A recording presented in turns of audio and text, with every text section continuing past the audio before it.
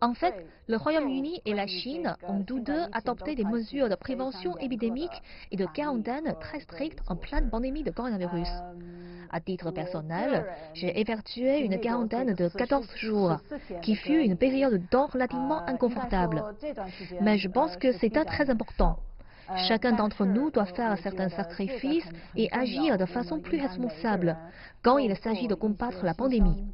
Et durant le temps où j'étais en quarantaine, j'ai vraiment ressenti la bonté des gens. L'équipe médicale chinoise m'a fourni des services très attentifs. J'ai également reçu de nombreux messages amicaux sur Weibo. L'important est que les deux pays doivent unir leurs forces pour combattre la pandémie. C'est en effet un défi mondial. Tant que le virus continue d'exister dans un seul pays, alors on ne pourra que dire que la pandémie n'est pas terminée. Et qu'importe où l'on se trouve, la pandémie continuera de nous affecter. Donc la chose importante est d'unir nos mains et d'accomplir ensemble des progrès par le biais de la coopération internationale.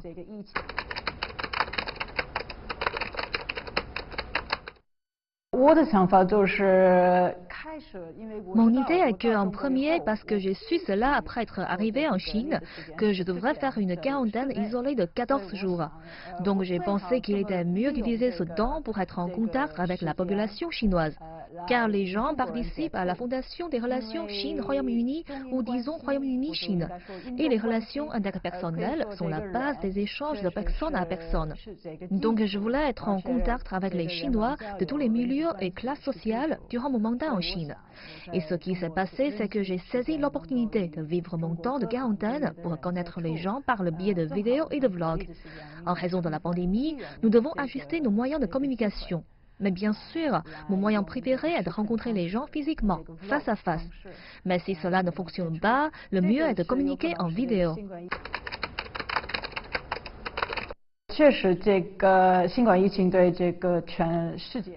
En effet, l'impact du coronavirus dans le monde, en particulier sur l'économie, est immense. Donc à présent, nous devons nous concentrer sur la reprise de l'économie, en particulier une reprise durable. Donc, dans certains aspects, en particulier concernant la protection environnementale, le Royaume-Uni et la Chine ont beaucoup de possibilités de coopération. Notre relation est en effet prometteuse à cet égard. Pourquoi? Parce que le Royaume-Uni organisera la 26e conférence des Nations Unies sur le changement climatique l'année prochaine. Et la Chine organisera la conférence des parties de la Convention sur la diversité biologique à Kunming. Si nous parlons de la reprise économique, la chose la plus importante devrait être de réaliser une reprise inclusive et durable. À cette fin, la Chine a accompli des avancées très importantes. Surtout récemment, et nous saluons l'engagement fait par le président Xi de réaliser l'objectif de neutralité carbone d'ici 2060. Cela est une avancée très importante et positive. Donc, c'est un exemple qui montre qu'il existe divers aspects de la reprise économique. Et tous les pays sont étroitement liés avec les économies des autres pays.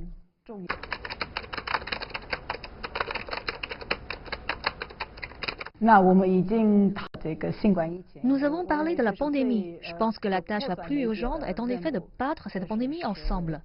Comme je viens de le dire, la pandémie n'est pas terminée et malheureusement est encore bien présente. Mais cela laisse au Royaume-Uni et à la Chine de nombreux secteurs de possible coopération.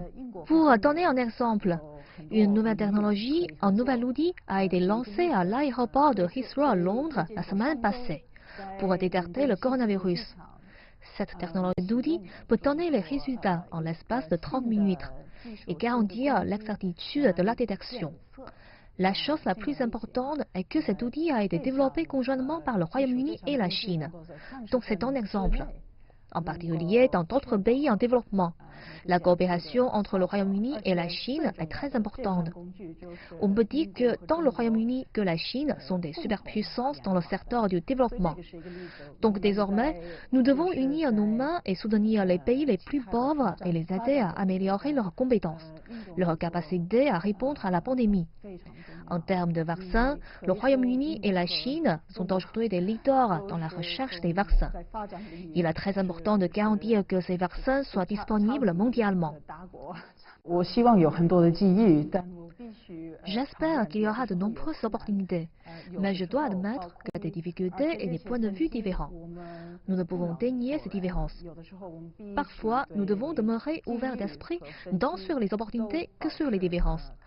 Mais la relation entre le Royaume-Uni et la Chine est vaste et profonde.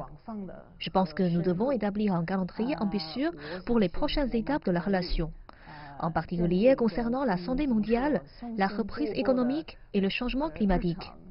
Améliorer le commerce bilatéral est également très important, en particulier avec l'Organisation mondiale du commerce. Nos pays ont joué un rôle très important. Le Royaume-Uni et la Chine sont également des membres du Conseil de sécurité des Nations Unies, et nous sommes également des membres du G20. Donc, dans ces secteurs-ci, nous pouvons coopérer davantage. Ainsi, je pense que les relations Chine-Royaume-Uni sont prometteuses.